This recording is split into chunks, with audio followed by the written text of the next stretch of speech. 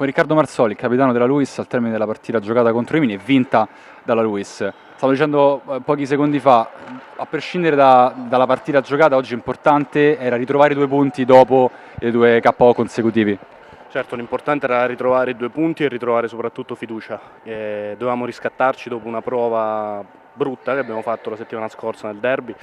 Sono contento che l'abbiamo fatto, è vero che probabilmente la partita l'avremmo potuta chiudere prima, però siamo stati bravi a tenerli sotto, non sono mai andati avanti e questo, ripeto, è molto importante per il morale, anche perché venivamo da una settimana molto difficile in cui molti di noi sono stati a letto con l'influenza, diversi infortuni, quindi bene così e guardiamo avanti. Dal punto di vista del gioco invece, venendo anche la partita di settimana scorsa contro l'Eurobasket, comunque avere sofferto la zona veramente forse troppo, poi loro avevano avuto percentuali da 3 incredibili, però avete molto sofferto la loro difesa. Oggi ho visto anche un po' di sofferenza nel momento in cui loro sono passati alla difesa zona. Perché e cosa e su cosa bisogna lavorare? Ma guarda, sai, giocare con delle squadre giovani, aggressive, che fanno 35 minuti di pressing come ha fatto oggi Rimini è sempre molto difficile perché hai davanti dei giovani che sono carichi e vogliono metterti in difficoltà in qualsiasi modo.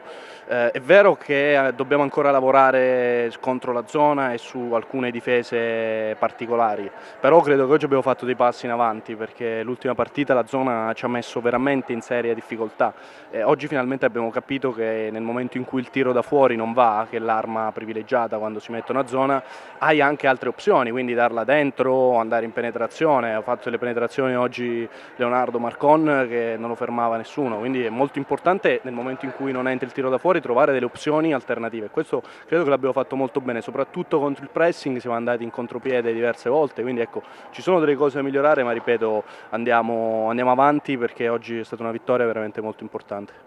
Ultima, nel senso, avete avuto un andamento in campionato strano, quasi folle. Su cosa? Forse, nel senso, sono più problemi caratteriali di testa o di gioco? Cioè, su cosa è che dovete migliorare per poter avere cioè una continuità maggiore nel corso del campionato ora che si avvicina alla fine dello stesso?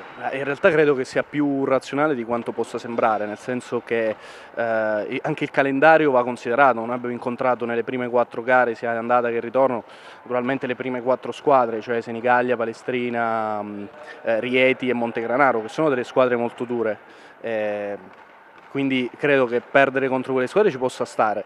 Chiaro che magari ci possono essere dei cali di concentrazione, anche dei cali fisici per via degli infortuni che abbiamo sofferto.